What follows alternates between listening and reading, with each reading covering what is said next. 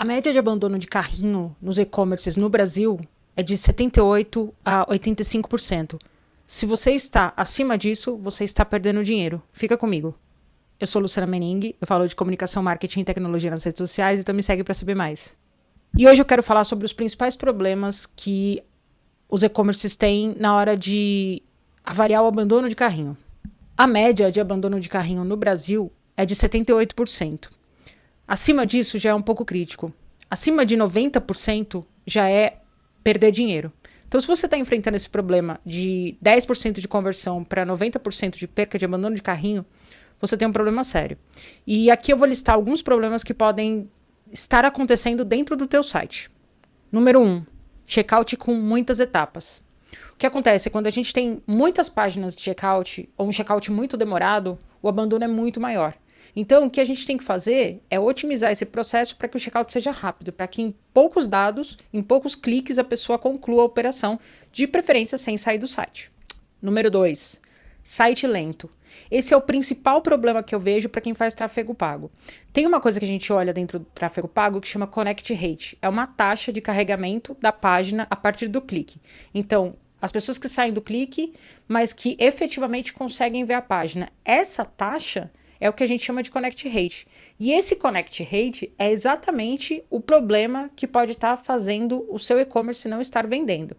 Por quê?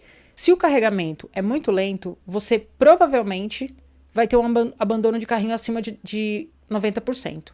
As pessoas não ficam esperando o site carregar, isso não existe. Terceiro problema mais comum de abandono de carrinho: o layout do site não ser responsivo. E agora eu vou falar com os leigos. O que seria o responsivo? Ele tem que funcionar bem em qualquer dispositivo, não importa o tamanho e não importa a configuração. Seja ele celular, tablet, iPad, computador, notebook, computador de mesa, desktop, até mesmo alguns outros dispositivos, como televisão e videogame. Porque existem outros dispositivos que as pessoas acessam. Então, se ele não for responsivo e não funcionar bem na hora do checkout dentro de qualquer dispositivo, você pode estar perdendo venda sim. Quarto problema mais comum: solicitar dados da pessoa antes da hora do checkout. Então, na hora que você está ainda no carrinho, você clica para começar o checkout, para ver frete, para ver valores, para ver cupom, e ele pede inúmeros dados. Isso atrapalha totalmente. O ideal é que esses dados sejam preenchidos depois, já na hora do pagamento. Quinto problema mais comum: travamento da página de checkout. Quando a gente fala em lentidão ou o travamento efetivo da página, isso mata qualquer negociação. Então imagina assim, você está na hora de pagar no caixa e o caixa trava. Isso irrita qualquer um, né? Agora imagina isso na internet, você ter que de repente começar tudo de novo.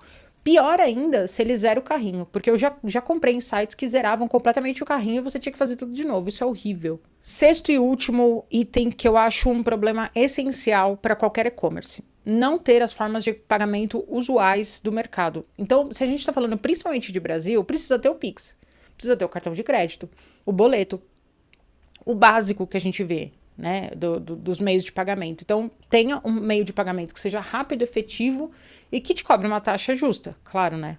Tem alguns pontos no checkout que eu vou deixar como bônus, mas que são muito importantes para a gente avaliar. Uma das coisas que eu mais vejo de problema, principalmente com alguns clientes que eu já tive que lidar, é o frete ser extremamente alto e a pessoa só descobrir na hora do pagamento. Isso é abandono de carrinho na certa. Eu já abandonei diversos carrinhos por esse motivo. Isso não pode acontecer. O frete precisa ser minimamente previsível ou de acordo com o mercado. Se a pessoa está acostumada a pagar um frete alto porque ela mora numa região mais difícil, ela mais ou menos sabe quanto seria aquele frete. Agora, se na hora de entregar o frete é absurdamente caro, ou, por exemplo, quando você compra um negócio que você sabe que é pesado, que tem que vir com transportadora, que é grande, você está disposta a pagar um frete um pouco mais caro. Mas se é um negócio de um ticket médio baixo e você vai pagar um frete alto, não vale a pena. Você concorda? Tem que ter no mínimo um desconto, alguma coisa assim.